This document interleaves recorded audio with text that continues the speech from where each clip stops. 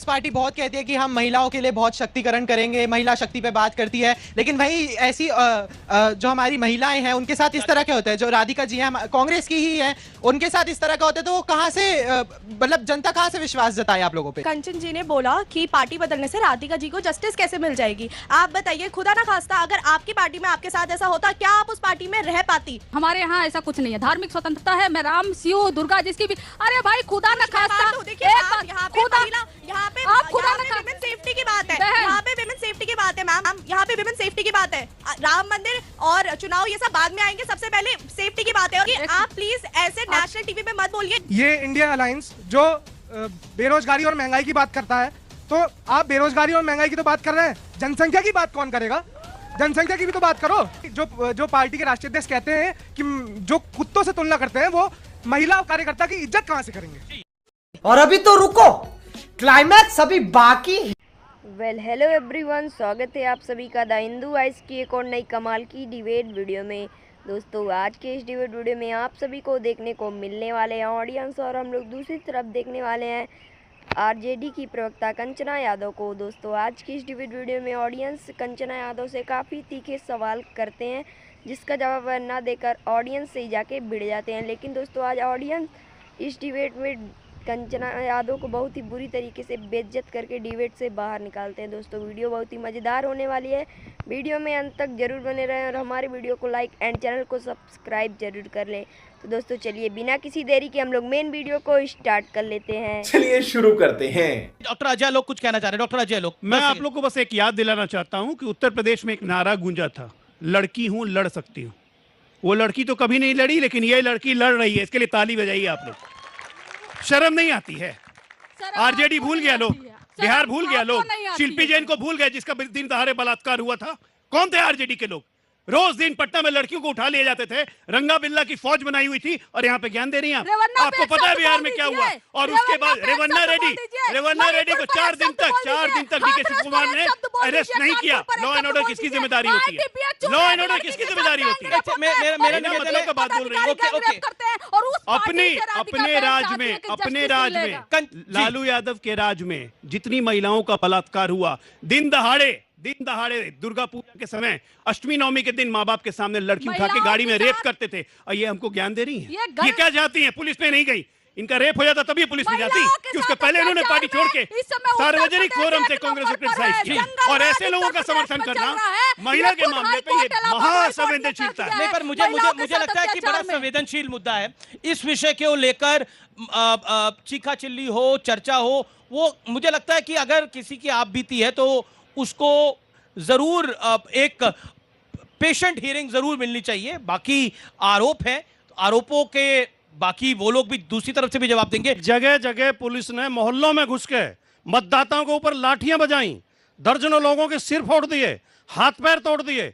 Booth के अंदर जो लाइन में खड़े थे मतदाता, क्योंकि वहां बीजेपी के विरोध में वोट पड़ रहा था, मतलब आपका वोट पड़ा नहीं है? मैं कह लूं अपनी बात? नहीं, मेरी बात क्या कहना चाह रहे हैं? मैं एक तथ्य बता रहा हूं आपको, एक फैक्ट बता रहा हूं, जिसके सबूत हमारे पास मौजूद हैं, जिनके वीडियो हमारे पास मौजूद हैं। ईवीएम का बटन दबता है, बटन किसी भी दिलाओ वो कमल के फूल पे चले जाता है। फैक्ट तो आप ये भी बता रहे थे। अब आप सुप्रीम कोर्ट ने उस फैक्ट की धज्जियां उड़ा दी। आप मुझे गुमराह करने का प्रयास करेंगे, लेकिन मैं विषय से भटकूंगा नहीं। मैं बिल्कुल गुमराह नहीं कर रहा हूं, सच्चाई बोल रहा हूं मैं। सच्चाई है। आप कोशिश करेंगे कि मैं ना कह पाऊं, लेकिन मैं उस बात को बताना चाहता हूं आपको। तकलीफ हुआ है बेचारे को, बोल जिसमें आपको चिंता होनी चाहिए, क्योंकि आप मीडिया हैं।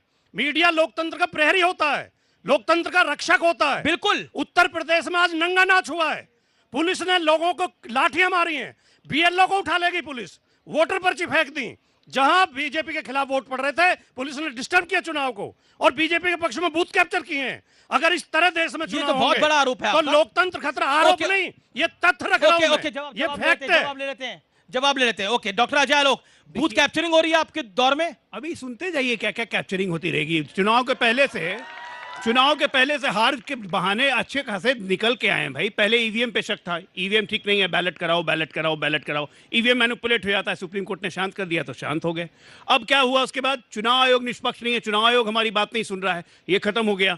आज तीसरे दौर के बाद इनको बूथ कैप्चरिंग याद आ रही है। अरे बूथ कैप्चरिंग के सरताज ये दोनों आरजेडी या सपा हैं, वो तो याद है ना, वो जिन निकलता है कहां से, मतपेटी में से जिन निकलेगा।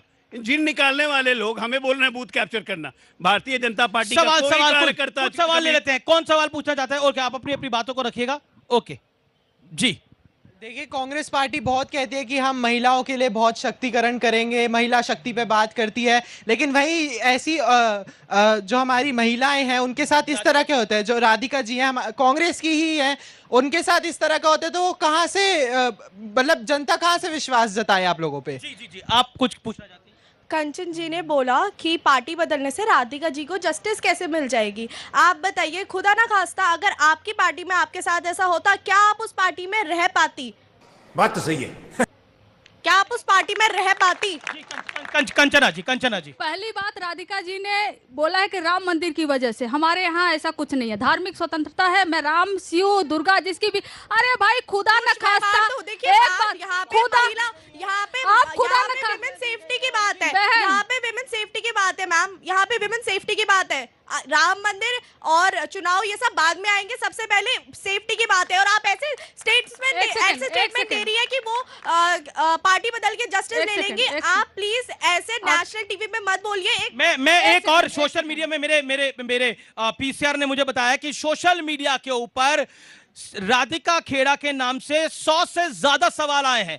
यानी आप देखिए, पब्लिक इस समय पिछले 1.5 मिनट के अंदर 100 से ज्यादा पॉइंट्स आए हैं। यानी आप सोच सकते हैं कि राधिका जो कि जिनके साथ ये दुर्व्यवहार हुआ, देश उनके साथ खड़ा है और we stand with Radhika Khera के नाम से ऐसा लोग लिख रहे हैं। कंचना यादव जी, बहन आपके ही उम्र की एक लड़की आईटी बीएचयू में 3 पदाधिकारी आईटी सेल के गैंग रेप करते हैं, उसके बाद बीजेपी के मध्य प्रदेश में चुनाव प्रचार करते हैं। उस पार्टी में राधिका जी गई हैं। मुझे उम्मीद नहीं है कि वहां से उनको जस्टिस मिलेगा। मैं सिर्फ इतना बोली कि आपके पास पुलिस प्रशासन, अदालतों पे आपको भरोसा करना चाहिए। और सवाल मैं पीछे की तरफ जाता हूं। कुछ सवाल, अगर आपका क्या सवाल है बोलिए।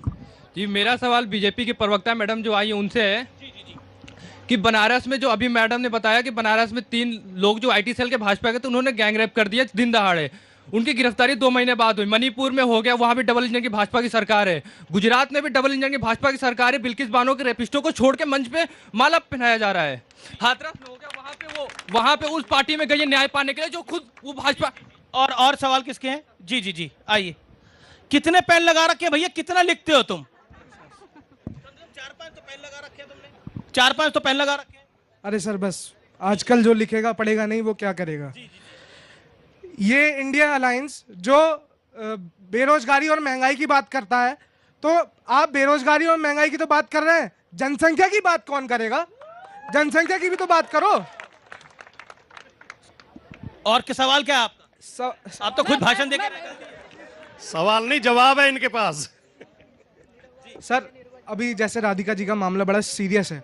इस समय आपने जैसे ही शो स्टार्ट किया, ऐसे ही ट्विटर पर हैंडल शुरू हो गए ट्रेंडिंग करने। तो जिस पार्टी जो पार्टी के राष्ट्रीय अध्यक्ष कहते हैं कि जो कुत्तों से तुलना करते हैं, वो महिला कार्यकर्ता की इज्जत कहां से करेंगे? जी मैं ये एक सवाल आया एक बीजेपी के लिए भी कि आप लोग बात कर रहे हैं, आपने खुद क्या करा? बिल्किस बानो की बात आई। देखिए ऐसा है कि बिल्किस बानो को जिनको ने कहा कि रेपिस्टों को छोड़ दिया, ये छोड़ने वाला कानून किसने बनाया था ये पहले पता कर लिए। छोड़ने वाला कानून भी कांग्रेस पार्टी ने बनाया। और जब ये हुआ, कोर्ट ने जिस दिन उनकी वो रद्द की, उसी दिन वो जेल गए। बनारस की ये लोग बात कर रहे हैं कि 2 महीने बाद अरेस्टिंग हुई, उनके घर तक कुर्की जब्ती कर लिया गया। भारतीय जनता पार्टी का कार्यकर्ता होने का ये मतलब नहीं है कि आपको गारंटी मिल जाएगी अगर आप महिलाओं के साथ कुछ भी करेंगे। ये बात है। मजा आया दोस्तों। वीडियो में अंत तक बने रहने के लिए आपका धन्यवाद। दोस्तों, उम्मीद करता हूँ कि आप लोगों को यह डिबेट वीडियो पसंद आया हो। अगर पसंद आया तो हमारे वीडियो को लाइक एंड चैनल को सब्सक्राइब जरूर कर लें। तो दोस्तों, मिलते हैं नेक्स्ट वीडियो में किसी और नई टॉपिक के साथ। तब तक के लिए राधे राधे।